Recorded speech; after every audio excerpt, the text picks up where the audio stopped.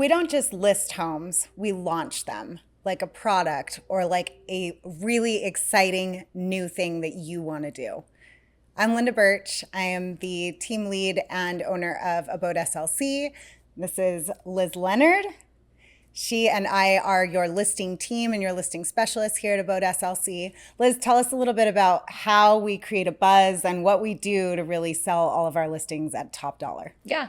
I think one of the huge advantages that you and I both have is the beginning of our careers, we were very, very buyer focused. And so transitioning into helping more sellers, we've really realized we have a unique edge because we know exactly what buyers are looking for. We know the things they can imagine, the things they can't. And yeah, we make it a very complete process where we walk them through step by step all of the things they need to do to prepare their home.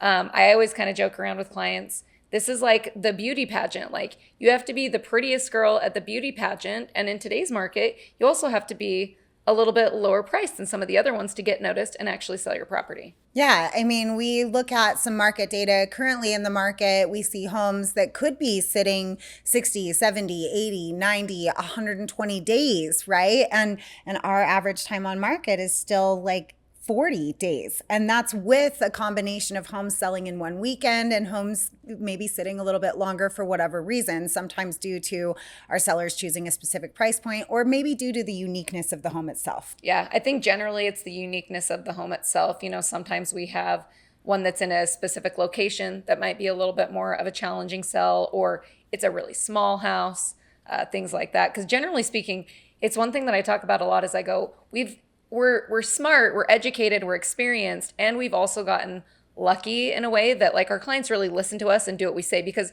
we've all had the client that doesn't want to listen to every single thing, and we get to a certain point and they go, okay, let's just do what you said in the beginning. Yeah. So what are we doing in the beginning?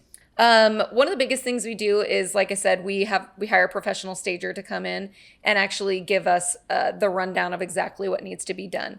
Now it's up to the seller whether they choose to hire the staging company or not, but still it's a really good analysis of exactly what needs to go, what's personal and a buyer can't visualize, and what can actually stay. Yeah. So initially in the consultation, we're going to go through the market data with you, look at pricing information, look at what other homes like yours have sold for, how long they've been on the market, what they maybe could have done better, what we can do better for you, all of those conversations. And then Liz is right. We want to get a professional stager in there. We want them to be able to give you the information on how your home is going to look its best when we hit the market. What's next, Liz? After we do that initial consultation, we kind of help run the whole thing from start to finish. So we're going to hire professional cleaners. And our cleaners aren't just like your basic, let's make it look clean. Like they're doing blinds, they're doing baseboards, they're doing things that make it so that this house really sparkles. We hire a really great professional photographer that can highlight the awesome aspects of your home. What else do we do? So going back to the cleaners, like the importance of a deep clean. A lot of sellers question, like, what am I going to have to clean? We've just wrapped that into our listing services because we know it's so important. A clean home feels like a well taken care of home, right? So we want to give that first impression of this home is well cared for and is spotless. And you're going to be busy like packing up all the things that we've told you to pack up. And so the last thing we want you to do is pack everything up and then still have to clean. Right. Yeah, it's the easy button. We want to make this seamless for you as the client.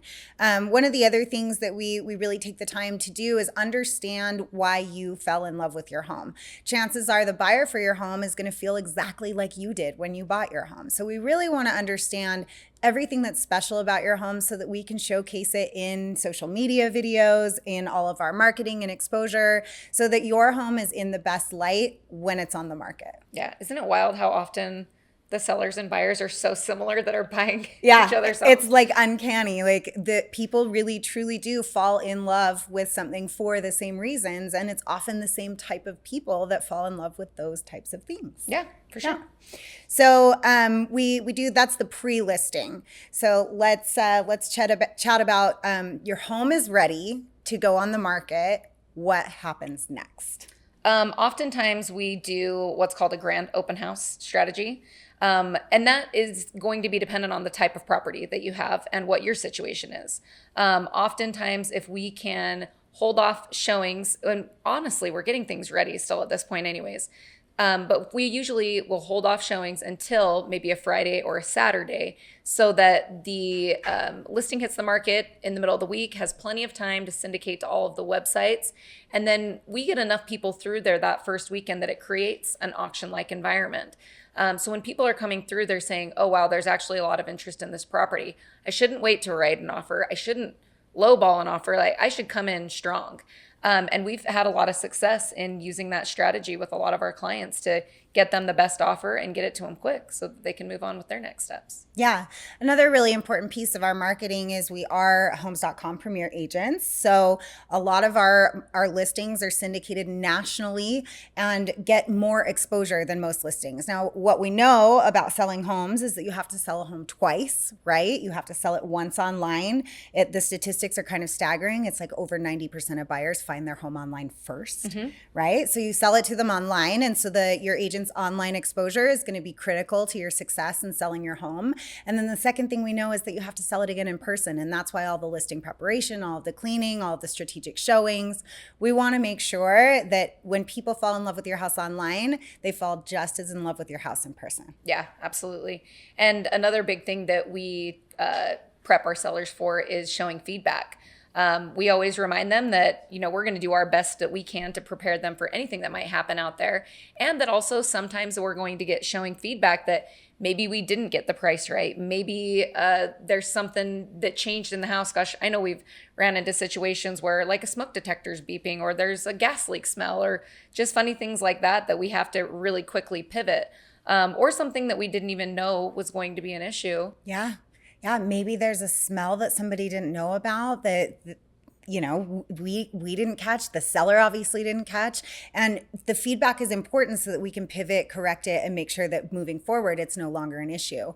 The other thing that we want to do is we want to be really sensitive to the market and making sure that we're revisiting pricing on a weekly basis. And if we're not getting the correct showing activity, which, by the way, Liz, what is it? If we don't get at least 10 showings in the first 2 weeks, we're probably 5 to 10% overpriced. Right. And that's a lot. That's critical. And those first couple weeks on the market are your most critical to really assess that feedback. And that's what is a great thing about the technology we use today. I mean, you used to have your house sitting on the market for 90 plus days before you knew if it was priced right. With all the advances in technology, we know within a couple weeks if we priced it right or not. Yeah. And, there's a lot of other pieces that go into that. Maybe you're just nervous and anxious. Like, I know we've talked to quite a few clients that have sold homes before with different agents that they're like, look, they put a sign in my yard and then they didn't talk to me again until we got an offer. And we're committed to making sure that our clients receive updates at least on a weekly basis. More often than not, it's every couple of days, but on a weekly basis so that you can be assured that we are on top of marketing your property and that we know what's going on in the market so that you can pivot and price correctly when you need to. Yep. Yeah. So we price it correctly. We get an offer on your home. What then? Well, there's still a lot that we have to process when we get an offer on a home. Somebody might look great on a piece of paper, and then when you start doing your due diligence behind the scenes, you discover, oh, they have a house to sell. They're not actually fully pre-approved. They say they have this much cash, but they don't have a bank statement that backs that up. And so we kind of put on our investigator caps and really kind of pick apart the offer. I mean, that's really what we're doing, is ensuring that like every piece of the puzzle is going to fit and make it so that you're not just going to pull your house off the market for a couple weeks for a buyer that won't perform. You're going to pull your house off the market and actually sell it. Yeah, that's, one of the biggest risks you can take when you list with a limited agent or a discount brokerage or sell it yourself is that piece of information, right? Like, not everybody knows how to look through an offer and really determine whether or not a buyer is able to perform. And that's something that we really take seriously and we look at each time we're reviewing offers for our sellers. Is we're calling the lenders, we're verifying pre-approval, we're verifying funds if it's a cash offer, we're looking at whether or not they need to sell another property to close on yours. We're looking at inclusions, exclusions, we're looking at timelines and dates and making sure they line up with what you want want to see. There's just all of this behind the scenes stuff that really needs to take place before you pull your home off the market. Yeah, absolutely. Because nobody likes fake living day. Let's be honest. Yeah. And once you pull that thing off, you're going to start living in your house again. Yeah. And so for the times that there is a buyer that cancels, it's tough because you have to go back through and get it all prepared again. So we want to avoid that as often as possible. Yeah. Yeah. Nobody wants to start over. Like, we want to line you up for success the first time. So you get an offer, you accept an offer because it looks like a viable buyer. And what does the process look like from there? Yeah, well, there's probably 2 or 3 big points that happen after that. The buyer is going to perform an inspection, and they're going to be doing the roof down to the foundation at minimum. Sometimes there's some additional inspections the buyer is going to do, which will require them to leave, like a radon detector in your home for a couple days, and there's special instructions. And there's a couple other things. Maybe there's a second entry because they've got to send somebody back.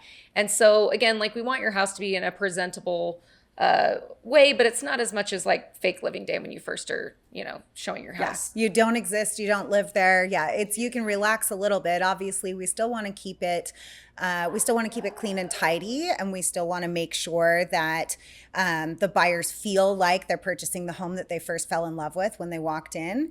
And at the same time, you can relax a little bit because we know we have a serious buyer that's engaged in the process. Now, what happens when the inspection comes back and they're asking for just a laundry list of repairs? Well, that is where we shine. And I mean, it really is. That's where we can kind of, because of our resources, we oftentimes get repair requests that they're way too high for a certain thing that they're trying to ask for. Or we know that inspectors aren't perfect and they know a little about a lot of things. And so we get a professional. I think one of the big ones that we have a really great resource for, and it happens to be one of the most expensive repairs in the home, is a sewer line.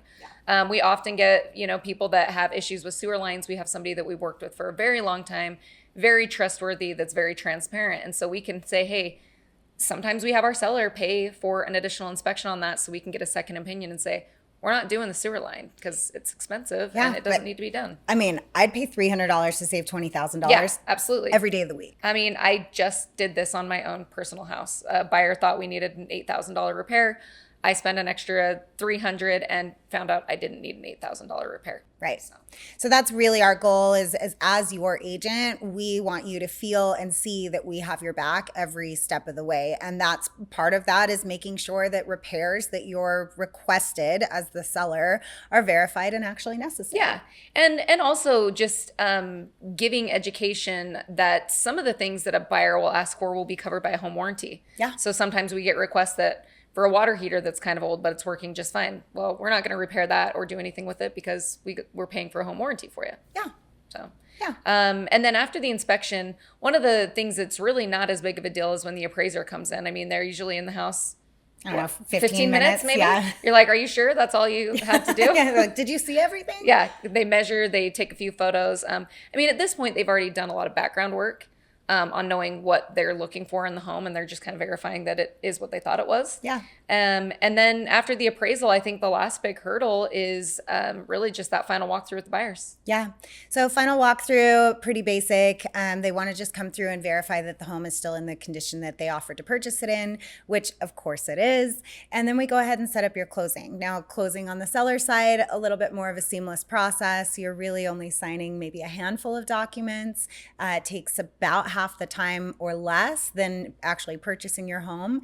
And then you get to move on to moving day. Yeah. And you get to wait for those dollars to show up in your bank account. The dollars in your bank account. That's the most exciting part. So if you're considering selling and you really want a great team to represent you and your best interests and make sure that you get top dollar for your home, please give us a call. Yeah, Liz. absolutely. You can reach out to me, Liz Leonard, 801-898-4963. You can call or text me.